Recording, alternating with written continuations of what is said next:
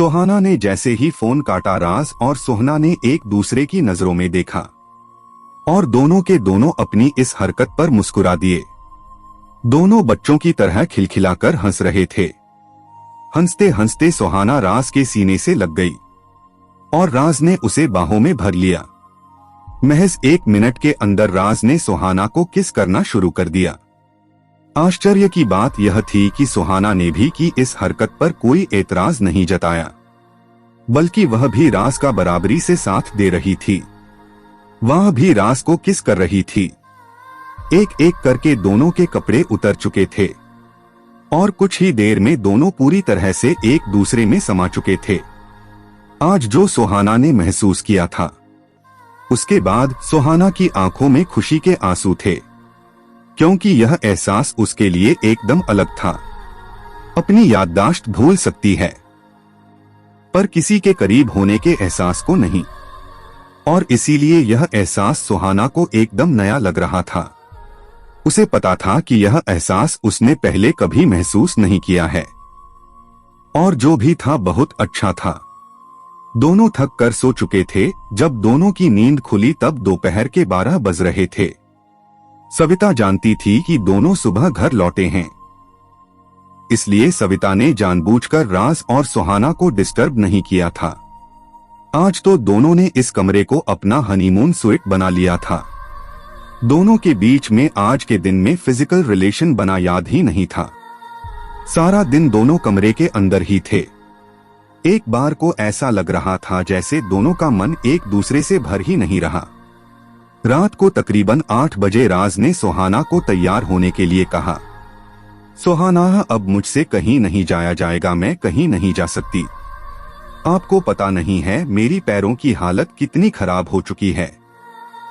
सुहाना ने यह बात शिकायती लहजे में कही थी और इसे अपनी पावर का की तारीफ मानते हुए राज ने कहा, अच्छा मैं तो सोच रहा था। डिनर के बाद एक बार फिर राज की इस बात को सुनकर सुहाना ने अपना सर तकिए के नीचे छुपा लिया और कहा, बस अब 1 हफ्ते तक कुछ भी नहीं, मैं बिल्कुल प्रिपेयर नहीं हूँ, आप थकते नहीं हो।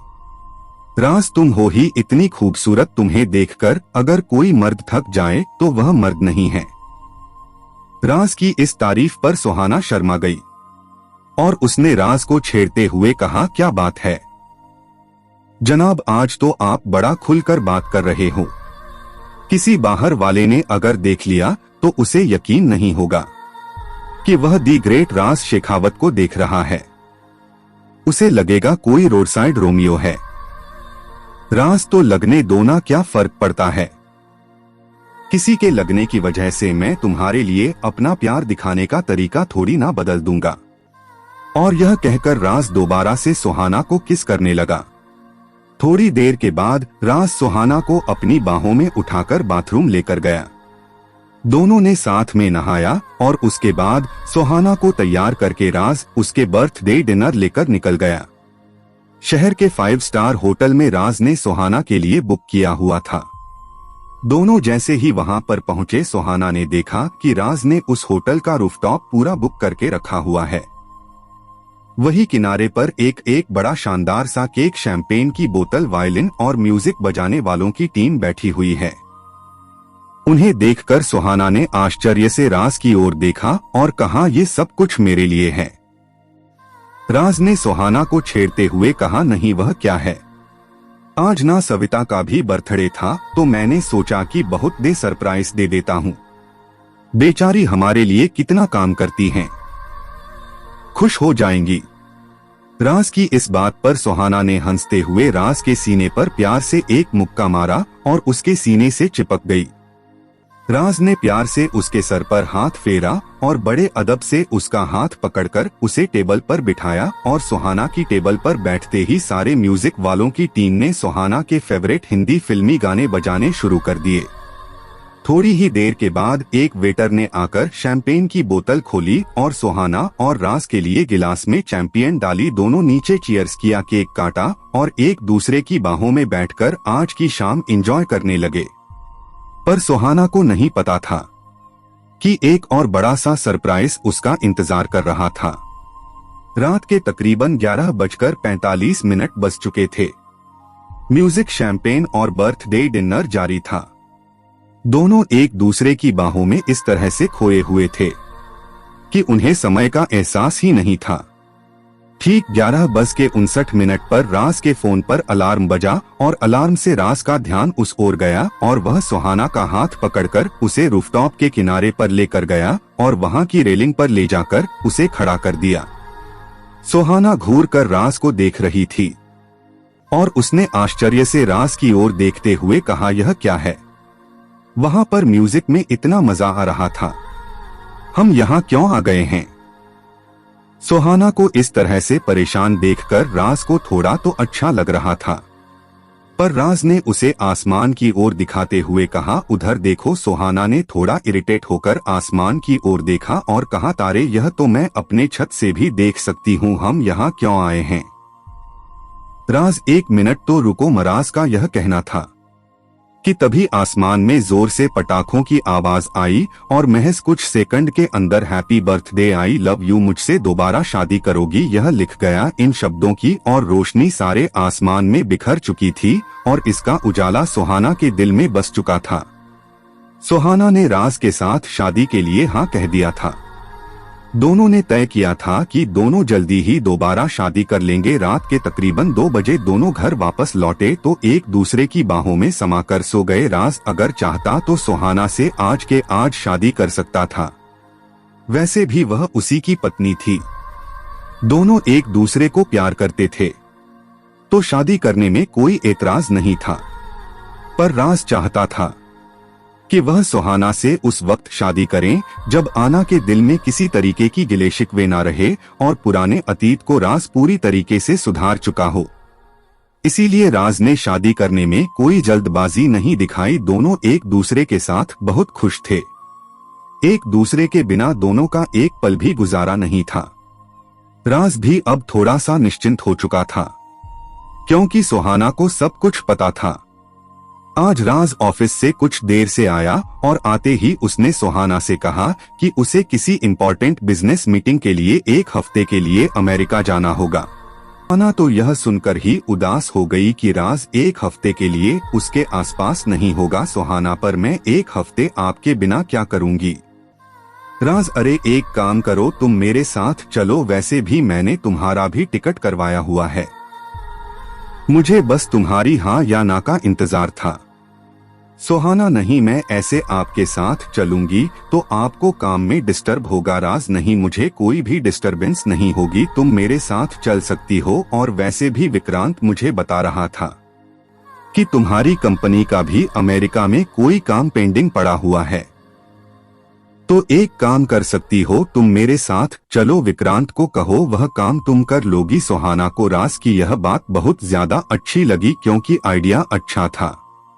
इस बहाने सुहाना विक्रांत की मदद भी कर पाएगी। उसने फौरन विक्रांत को फोन किया और उसे यह बताया कि वह राज के साथ अमेरिका जा रही है और जितनी भी उनके वहां के ऑफिस की जरूरी फाइल्स है वह सारी की सारी विक्की डायरेक्टली एयरपोर्ट भेज दें, क्योंकि सुहाना वहां पर रहने वाली है। इसलिए सारे के सारे वहां के काम आना खुद ही हैंडल कर लेगी। विक्रांत ने इस बात पर चैन की सांस लेते हुए कहा, थैंक गॉड तुम खुद ही वहां जा रही हो, क्योंकि मैं वहां पर किसी और को भेजने वाला था। दरअसल अगले आने वाले 15 दिनों तक मैं यहाँ के काम में बहुत ज्यादा बिजी रहूंगा, इसलिए मैंने पहले ही मिताली को वहां जाने के लिए कह दिया था। पर तुम पक्का वहां का काम संभाल लोगी ना, क्योंकि तुम्हारी अभी अभी तबीयत खराब थी और वहां के क्लाइंट भी टेढ़े इंसान है। तो इंडियन पर बिजनेस करने का तरीका बहुत ही उल्टा है। अगर कोई दिक्कत है तो मैं यहां से मिताली को पहले ही सब कुछ समझा चुका हूं और उनमें से एक के साथ मिताली की अंडरस्टैंडिंग भी अच्छी है, तो मुझे लगता है मिताली उसके साथ हमारे डील को अच्छे से कर पाएगी। सुहाना, उसकी जरूरत नहीं होगी, राज मेरे साथ होंगे और मेरी तबीयत अब ठीक है, इसलिए मैं वहां के सारे काम संभाल सकती हूँ।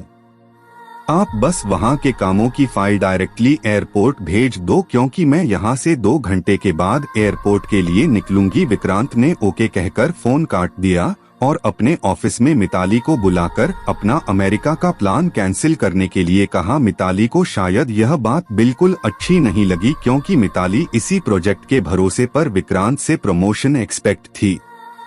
उसे लगा था कि अगर वह इस प्रोजेक्ट को अच्छे से हैंडल कर लेगी तो खुश होकर विक्रांत उसे सीनियर मैनेजर पोस्ट दे ही देगा। इसलिए मिताली ने विक्रांत की ओर देखकर कहा, सर अगर बुरा ना माने तो मैं कुछ कहूं। विक्रांत, हाँ बोलो क्या हुआ। मिताली, सर आप तो जानते हैं ना, मैम की तबीयत अभी पिछले दिनों ठीक नहीं थी। उन्होंने कुछ दिन तो हमारे ऑफिस में काम किया है, पर उसके बाद उनकी तबीयत बिगड़ गई थी।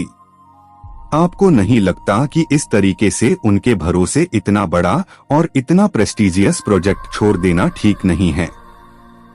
मैं यह नहीं कहती कि सुहाना मैडम में कहीं कोई कमी है या उनकी काबिलियत में कोई कमी है, पर इस वक्त उनकी हालत नहीं है कि वह बहुत ज्यादा प्रेशर ले सके। विक्रांत मिताली की बात सुनकर सोच में पड़ गया। उसे भी सुहाना की काबिलियत पर तो पूरा भरोसा था, पर वाकई में क्या सुहाना इतना स्ट्रेस लेने के लिए तैयार है?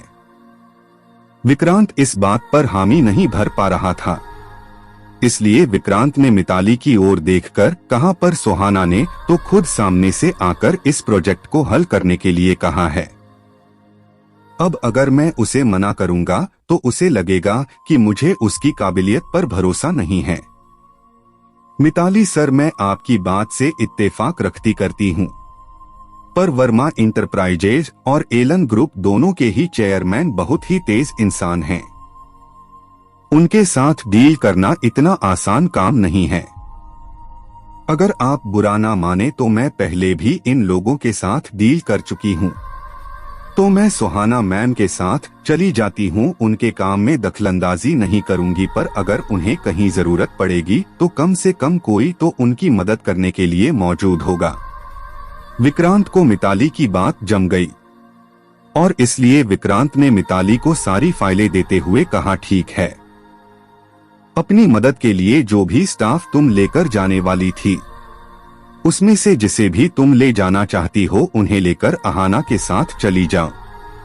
मैं सुहाना को कह दूंगा कि तुम उसके साथ जा रही हो, पर याद रखना वह अपने हस्बैंड के साथ रुकी हुई है, इसलिए तुम्हारे साथ होटल में नहीं रुकेगी, बल्कि वहां अमेरिका में रास का मिशन है, वहां पर रुकेगी और तुम उसके काम में दखलंदाजी नहीं करोगी। और हाँ, तुम्हें उसका ध्यान रखना है। काम से ज्यादा मैं तुम्हें उसका ध्यान रखने के लिए वहां भेज रहा हूं। मिताली को अपनी बात साबित करने का एक मौका मिल चुका था। वह इस मौके से बहुत खुश थी और इसीलिए विक्रांत के केबिन से ओके कहकर वहां से निकल गई। सुहाना बहुत ज्यादा खुश थी, क्योंकि फाइनली उसे राज के साथ कहीं बाहर जाने का मौका मिल रहा था। इस वक्त सुहाना को और कुछ भी नहीं चाहिए था। करियर, पति, प्यार, सब कुछ उसके साथ था। सुहाना बहुत खुश थी। एक तरफ तो उसे इस बात का एहसास था कि वह विक्रांत की मदद कर पा रही है और जिस तरीके से वह एक बिजनेस वुमन के रूप में अपने आप को एस्टैब्लिश करना चाहती थी वह कर पा रही है। वहीं दूसरी ओर वह अपने हस्बैंड की साथ रहेगी और इस तरह से उन दोनों के लिए एक छोटा सा बिजनेस कम आउटिंग ट्रिप हो जाएगा।